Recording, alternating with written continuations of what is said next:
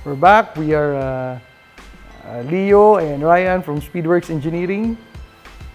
So this time we'd like to share to you our build with Limitzero.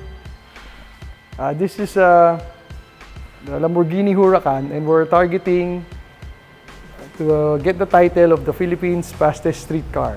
So we have installed the turbo kit before, but we are going to install the transmission again because we got it upgraded from Chef Trans. To give you a background, we decided to go with CFI Design's turbo kit because CFI is accommodating to build a kit as per our inputs and our specifications. So we wanted a kit that would be the most efficient regarding the routing of the charge pipes, pressure side and the hot side also. So later we will show you the routing of the kit.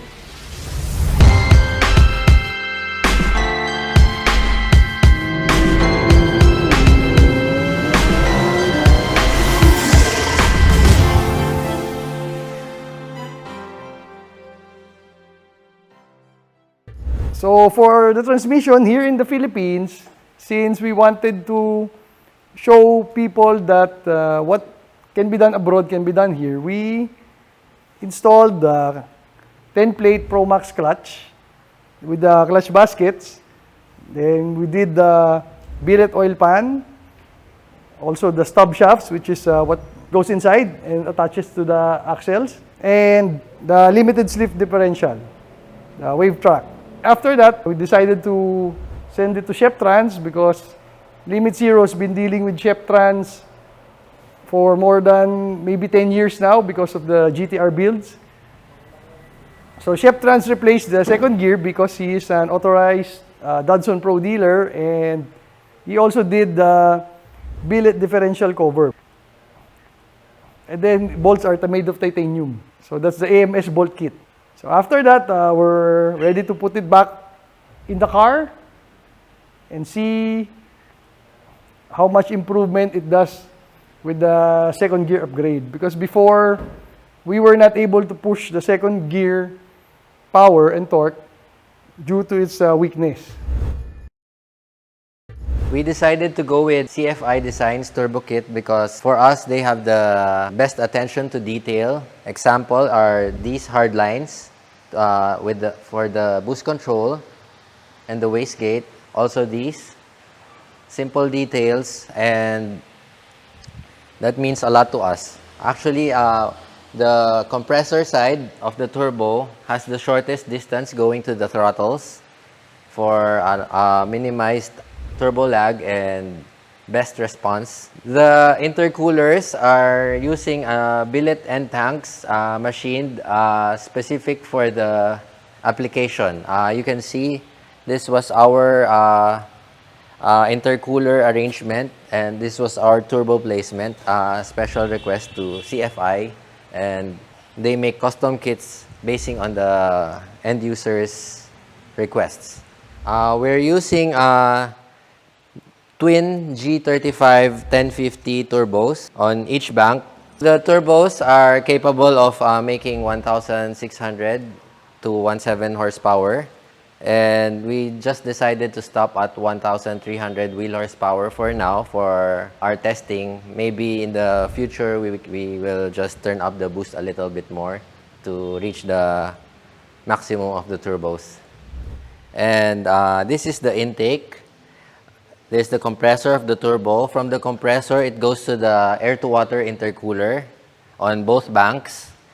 Then it enters the engine. So for the hot side, this one is directly clamped to the headers and then goes out to the exhaust. Here we have a 45 wastegate on both banks with hard lines for the boost control.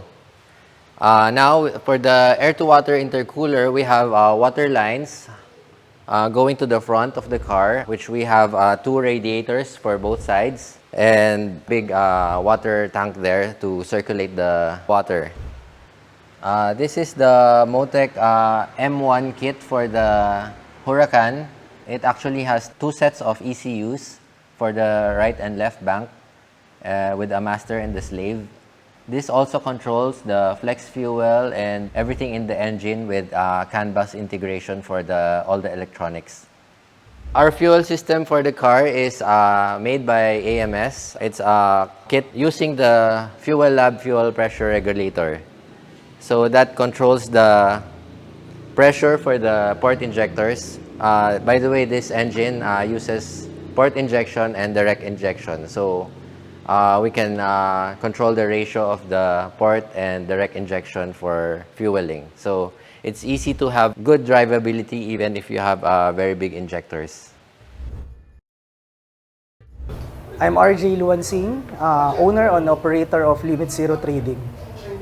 We funded with the idea of getting a R8 or Lamborghini Huracan. And after some of the guys from Club 300 advised us to just get a Huracan because it's a Lamborghini. You can compare an R8 with a Lamborghini. So when we acquired the car and decided what to do with it, I remembered that I have a customer that was making 1,450 horsepower on his GTR. It was really fast. At that time, it was the fastest street car here in the Philippines. That car, it was tuned and built by Sisyo Performance in the States. The turbo kit and all other parts, it came from us, Limitzero. It was really a monster of a car. That GTR is something else. Basically, it's much more stronger than the one that I built before. So, somewhat, it was really an inspiration because it was clocking that fast, and then you can drive it anywhere. You can just go to the mall with that car and everything. It was an inspiration. So we want to do something with the Huracan, something that somewhat replicates that you can bring anywhere and basically have fun with it. So we decided that we're going twin turbo. What? We're going twin turbo. So with Speedworks, they helped me through the part selection and everything. We imported the parts, and Ryan headed the installation for the twin turbo and everything. So it was really an experience because my friends put together a car for a certain goal. That goal is to have the fastest street car here in the Philippines and also somewhat be at par with the strong street cars from the US. So we made a bunch of tests. We dynoed the car. It made 1,300 horsepower plus. It was clocking 3.6 on the 60 to 130 miles per hour test. So basically, we had the fastest or the quickest street car with the Draghi leaderboards.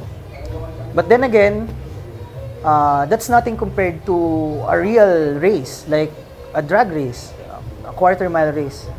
So we planned everything again, and then we decided to test the Huracan. We were shocked that it was already clocking 9s that time.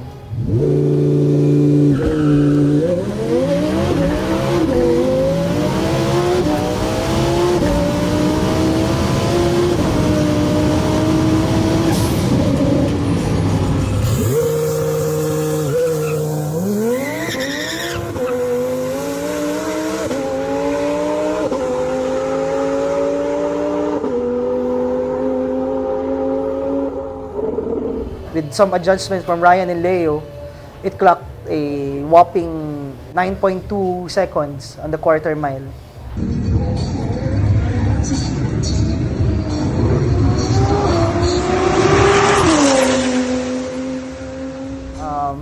It was really fast, and I can tell that everyone is excited to see the car. Driven to the race and driven back in Manila. So that's the true statement of a street car. After we tick that off, fastest 60 to 130, fastest quarter mile for a street car. Now, some of our friends from Amsoil decided and offered us the chance to showcase the car on a car show. So basically, we're not really into car shows. But then again, since we want to try something new, and also basically it's marketing for us. It's free marketing for us, both from Speedworks and also for Limitzero. So basically, we had to have the best detailer in Metro Manila to come on board with us, and that is Aegis Detailing.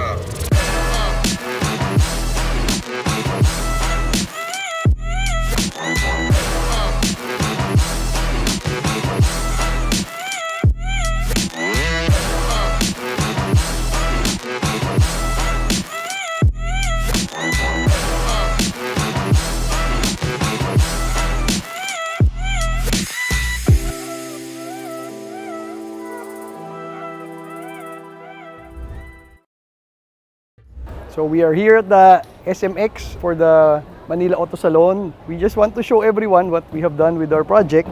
So that's why we are sharing it.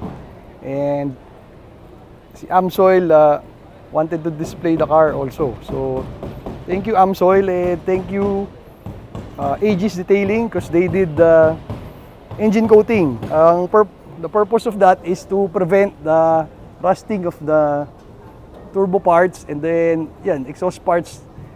It prevents the dirt from attaching to them. So it's easier for cleaning, and also will keep it looking like new longer. So like what you have seen in the videos, this car is built, assembled, and tuned in the Philippines by Filipinos. So except, of course, that the parts of the turbo kit are imported, but we did everything here. So installation is done here, and if you want something like that, you can always contact us to ask questions. So installation and tuning of the Motec ECU is all done here in the Philippines by Speedworks Engineering. So we are an authorized Motec dealer. So if you have questions about your Motec ECUs or Motec builds, we can also answer them, and we can also find the package for you. So far, the Philippines fastest streetcar project ends here. So we have tested it in Clark and in the drag races. So for now, we stop there. Maybe wheels and tires next time, but for now, it's a drivable car. You can use it every day. So if you have any questions about the build and how to make something like this, we are always happy to answer any questions that you have. Just message us or comment, or you can always text us. Our phone numbers are in Facebook also.